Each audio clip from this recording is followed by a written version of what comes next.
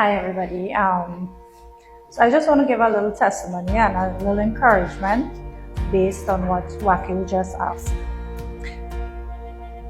I have lived a life of, you name it, where alcohol is concerned. I didn't have a type of alcohol that I didn't drink or partake of. There were times when there wasn't a sober moment for me. It's just alcohol around the clock. I'm going to work fully intoxicated, coming back home fully intoxicated. And it was due to a lot of generational curses, stress, personal attacks that were in my life. And within this year, having met Wakil through Alicia, I got diagnosed with kidney stone as a result of the years of alcoholism.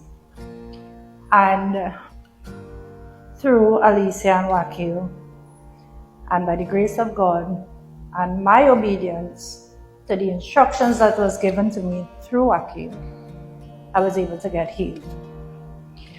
The reason why I'm saying this is, even though I got healed, the temptations were still there. I still had wine in my house. I love moccasin. So I had moccasin in the fridge. I had a bottle of Angostura how much years ago, still on the counter. Because when I come from work and I stressed out, I would still take my little drink and whatnot. Lo and behold, I kept praying. Wakil kept encouraging me. Alicia would call me. She would say, don't give up, continue praying. Wakil kept, at me, at times I was so upset. But why do you have my case? Why can't you have my case? And eventually I understood why he was doing it. The Lord was using him to get me to the point where he needed me to be. And this is the greatest part of all.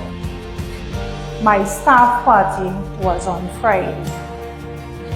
Lo and behold, I did not want to go. And the Lord said, I need you to go. I want to show you something. And I was very hesitant because I even called Alicia and I said, I'm not sure. I don't want to go because I know it is based on the lying and the smoking, the drinking, the partying, and it was a pool party. So I dressed and I went, hearing the soca music playing from the road. I said, Lord, you had to be with me with this one. When I walked in, to my surprise, every single drink that I loved at that point in time in my past, from Johnny Walker, all the colors, moccasin, Baileys, you name it, it was on the counter, looking at me. And I'm like, Lord, why did you bring me here? And guys, I can tell you all, not an ounce of no matter who tell me what, I was like, Lord, thank you for your deliverance. That I can literally sit in front of it, look at it, and say no with authority. No matter who. I mean, everybody tried, from my bosses, co-workers, friends who was there, customers that we had invited. And you're not drinking? No. Why? Because I don't want to. That is not of me. I came as a staff member. That does not mean I have to partake of it. Till the name come up, Pastor Marcy. And I'm like, here, but you're prophesying into my life with all the alcohol in you. You're prophesying into my life that I know the Lord is going to use me to minister to somebody to be able to deliver them. So I just want to encourage you all that no matter what, once you put your trust in God, once you rely on Him, don't give up. Even though the temptations are there, it's going to come. Even though the people are around you who you least expect to encourage you into the wrong things, they are going to come.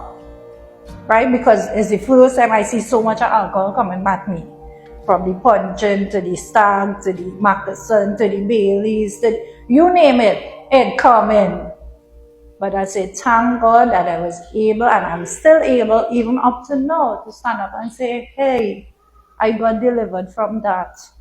So it don't affect me no more. And if he can do it for me, I know he can do it for each and every one of you.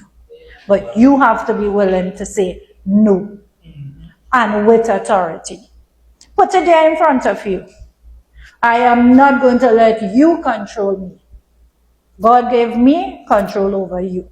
And I'm telling you, no, you're not going to control me. And you let it go. And say, Lord, I leave it in your hands. And he will deliver you. That's just my little testimony to give you a word of encouragement.